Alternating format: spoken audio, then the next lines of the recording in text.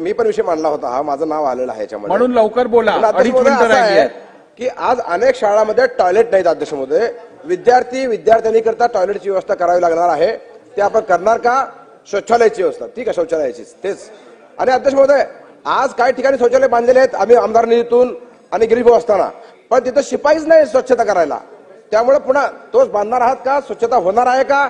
त्यासाठी शिपाई नेमणार आहात का? स्ट्रक्चर ऑडिट होणार आहे का? कारण आज माझ्या मतदारसंघामध्ये 60 ते 70 शाळा अशा की पडघायला आलेल्या आहेत.